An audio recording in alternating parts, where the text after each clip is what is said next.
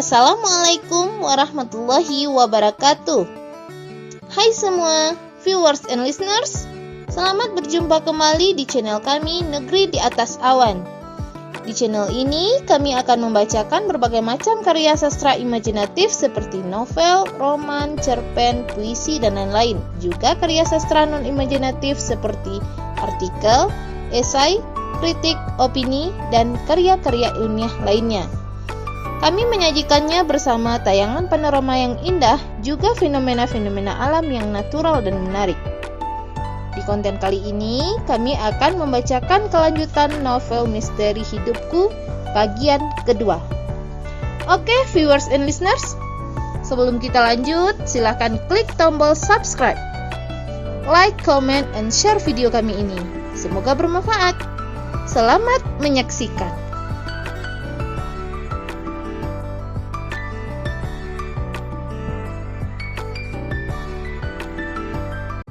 Siang ini aku sedang merapikan barang daganganku.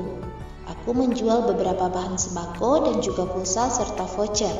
Barang daganganku hanya terletak di salah satu sudut ruangan dalam rumahku. Assalamualaikum, Nisa. Aku mendengar suara dari luar rumah dan aku membuka pintu. Waalaikumsalam. Kak Pit, silakan masuk Kak, kataku sambil memberikan sebuah kursi plastik padanya. Hari ini sudah ada cabai, Nis. Nanti sore baru ada, Kak. Kemarin kan hujan seharian, jadi abang baru tadi pagi mulai metik cabai, jawabku. Kakak ambil setengah kilo ya. Oke, Kak. Ini kakak ada buku TTS buat kamu, agar kamu tidak bosan dan agar kamu tidak banyak pikiran juga, kata Kak Pit menyerahkan 2 buah buku TTS padaku. Makasih loh Kak, sudah membawakan TTS. Kakak perhatian sekali, kataku menerima buku tersebut dan aku mulai membuka halaman-halamannya. Tapi maaf ya, sudah ada yang kakak isi. Ini kan TTS kakak 3 tahun yang lalu, waktu hamil Lutfi. Kalau lagi hamil kan kita banyak pikiran, yang tidak penting juga dipikirkan. Jadi lebih baik mengisi TTS daripada memikirkan yang macam-macam. Kakak suka mengisi TTS? Berarti banyak ya di rumah kakak, kataku memotong penjelasan Kak Pit. Lumayan, ada belasan di rumah, tapi sudah diisi semua. Kakak suka mengisi TTS kalau lagi hamil aja. Soalnya kita kan susah tidur dan banyak pikiran, jelas Kak Pit. Kak Pit hebat ya, bisa mengisi TTS sebanyak itu, kataku memuji Kak Pit. Enggak juga kali. Kalau jawabannya kakak tidak tahu, ya kakak cari di Google. Jawab Kak Pit, lalu tertawa. Itu sih sama aja bohong, kakak.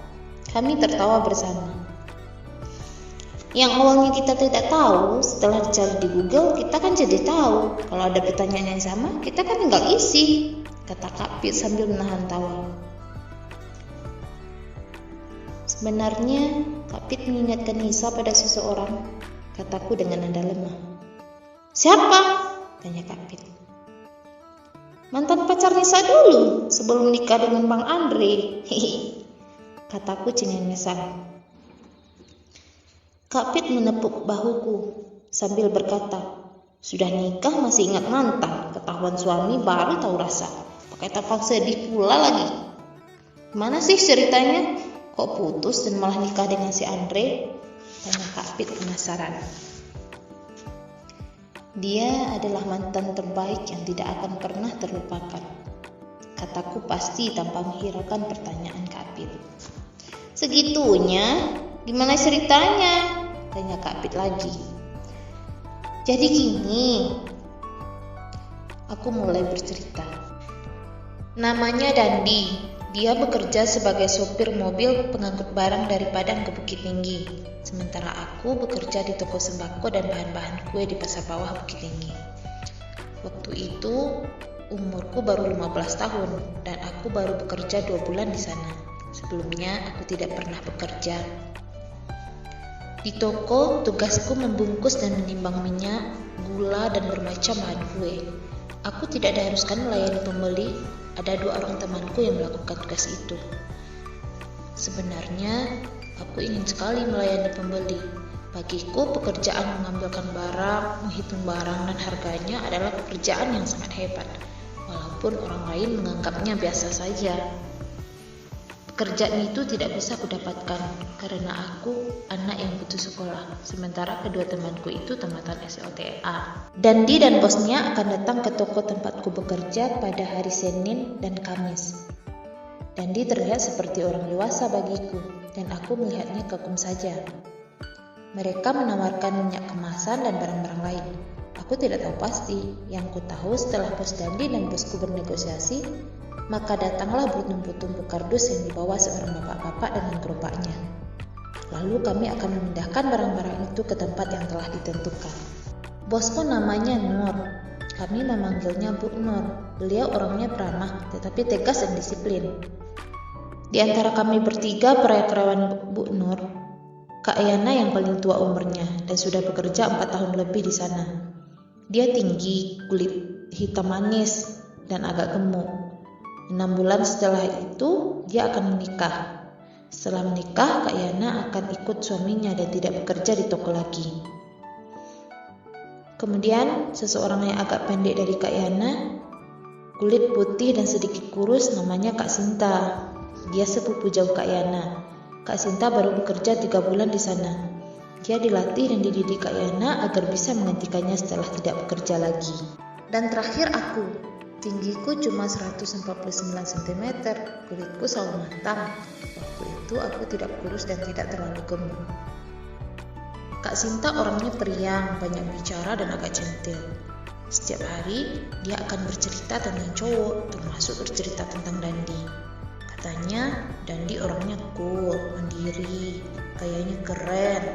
Kadang dia membahas sepatu Dandi lah, gaya rambutnya lah, parfumnya lah, dan macam-macam lagi. Akibatnya mau tidak mau, sengaja tak sengaja aku ikut-ikutan memperhatikan Dandi. Tetapi kadang-kadang aku tidak terlalu menanggapi celoteh Kak Sinta karena aku tidak banyak mengenal laki-laki. Yang ku kenal hanyalah ayahku dan kedua adik lelakiku. Singkat cerita, pada suatu siang aku sedang menimbang dan membungkus gula. Kak Yana merapikan barang di bagian lain. Kak Sinta tidak datang karena sakit, sedangkan Bu Nur sedang keluar. Dandi dan bosnya duduk di luar toko menunggu Bu Nur kembali. Lalu aku melihat Dandi mengambil beberapa permen dan berjalan menuju ke arahku. Dia menanyakan jumlah harga yang harus dibayarnya. Aku mengatakan semuanya 2.000. Dia mengambil uang receh sejumlah 2.000 dan sebuah gulungan kertas warna putih lalu menyerahkannya padaku sambil berkata, "Nanti di-call ya." Aku menerima uang dan kertas itu, tapi bingung dan tidak tahu maksudnya apa. Sebelum berbalik dia berkata, "Makasih," dengan senyum manis yang penuh teka-teki bagiku. Aku pun mengangguk.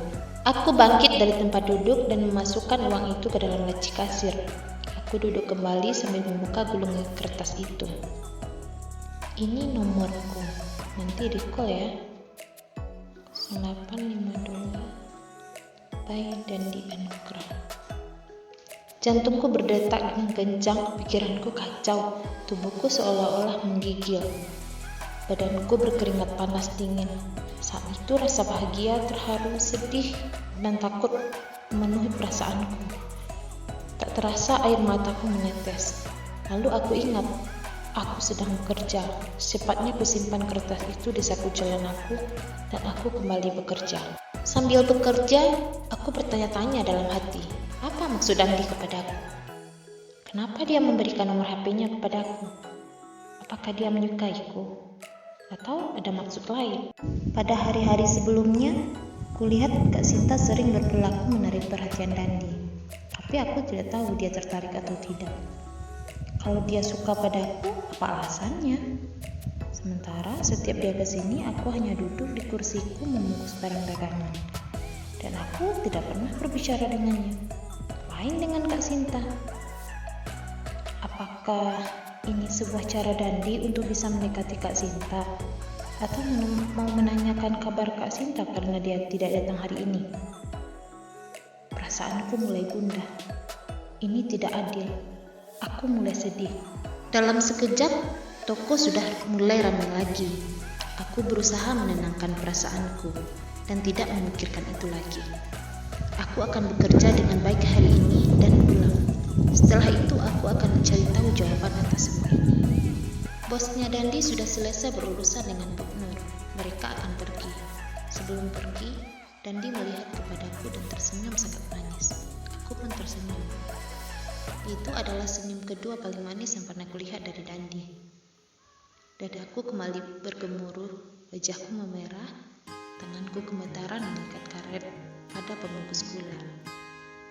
Aku kemudian menunduk dengan perasaan tak menentu dan berusaha kembali fokus pada pekerjaan. Waktu sudah menunjukkan pukul 4.30 WIB sore. Ini saatnya kami mulai berkemas dan membersihkan toko sebelum pulang.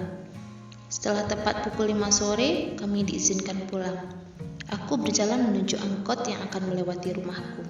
Sampai di angkot, aku masuk dan duduk di bangku paling ujung. Meskipun sudah ada beberapa penumpang, namun Pak Sopir masih menunggu agar angkot penuh. Aku melihat-lihat ke arah luar dari jendela angkot. Terlihat orang-orang sibuk berkemas hendak pulang. Mereka semua para karyawan, para pedagang, dan buruh pengangkut barang. Aku teringat ayahku.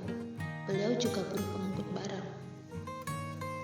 Sekarang, beliau pasti sedang sibuk. Betapa letihnya, kataku dalam hati. Jingga cahaya di langit senja, kuning emas terpancar menerang, menggiring suasana hingar-bingar yang tak berujung. Sekian untuk hari ini. Akhir hari yang belum berakhir. Masih dalam cita catatan tugas pengharapan. Kelelahan dan keletihan terbayang di setiap wajah. Namun semangat dan keikhlasan menjadi kekuatan menguat malam ini. Di setiap langkah ada arah yang digariskan Tuhan. Di setiap keringat ada berkah yang maha luas. Di setiap keluhan ada rahasia yang tersimpan. Di setiap penampakan ada teka-teki yang tersembunyi. Dalam setiap perjalanan ada anugerah ilahi yang maha bijaksana. Apakah ini anugerah bagiku? Ya Rabbi yang Malikul Mulki. Aku sampai di rumah pukul 17.20 WIB. Kulihat adik-adikku asik menonton televisi. Ayah kami belum pulang. Ya, biasanya ayah pulang setelah maghrib. Setelah membersihkan badan, aku menanak nasi dan memasak air. Kemudian kami menunggu ayah pulang, dan ayah selalu membelikan lauk untuk makan malam kami bersama. Sambil menunggu ayah, aku mencari-cari HP ayah, kalau saja HP itu ditinggal ayah di rumah. Dan aku bisa makainya untuk menghubungi Dandi. Tetapi tidak ada. Aku memang belum punya HP sendiri, karena ayah tidak sanggup membelikan. Ayah setiap pagi dan sore bekerja sebagai buruh pengangkut barang dengan becak. Dan uangnya untuk kebutuhan kami sehari-hari, membayar sewa rumah, listrik, air, dan sekolah adik-adikku. Untuk itu, aku ingin sekali bekerja membantu ayah. Dan aku ingin membeli HP sendiri, sehingga tidak membebani ayah. Sedangkan ibu, kami tidak tahu kemana. Beliau meninggalkan kami sewaktu adikku yang masih bungsu umur 2 tahun. Selesai maghrib, ayah baru pulang, karena biasanya ayah salat maghrib di masjid dulu. Kami menyambut ayah dengan senang hati. Beliau tidak pemarah dan memahami anak-anaknya. Jadi kami sangat bahagia jika beliau ada bersama kami.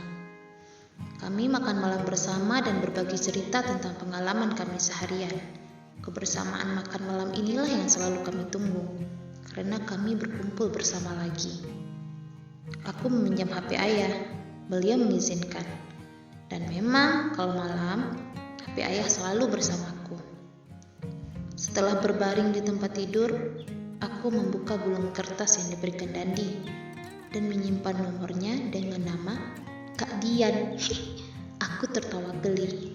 Aku mencoba menulis sebuah SMS untuknya. Assalam, by Nisa Sylvia. Dia membalas, Waalaikumsalam Nisa, ini nomor HP kamu ya? Aku menjawab, Ini sebenarnya nomor HP ayahku, aku belum punya HP sendiri. Dia membalas, oh nggak apa-apa. Kemudian kami berbalas SMS. Rasanya kami sudah terbiasa dan saling kenal sudah lama. Aku tidak tahu kenapa. Mungkin karena kami sering bertemu, atau apalah, aku tidak tahu. Tiba-tiba dia mengajak aku jalan ketika libur kerja. Aku menyanggupinya, dan kami janjian bertemu minggu depannya. Setelah 2 kali pertemuan, aku merasa Dandi orangnya asik, perhatian, tidak pendiam seperti yang kulihat sebelumnya.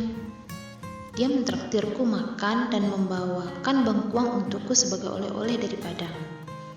Kami saling bercerita tentang kehidupan kami masing-masing, jadi kami merasa sudah saling memahami dan cocok sebagai teman curhat.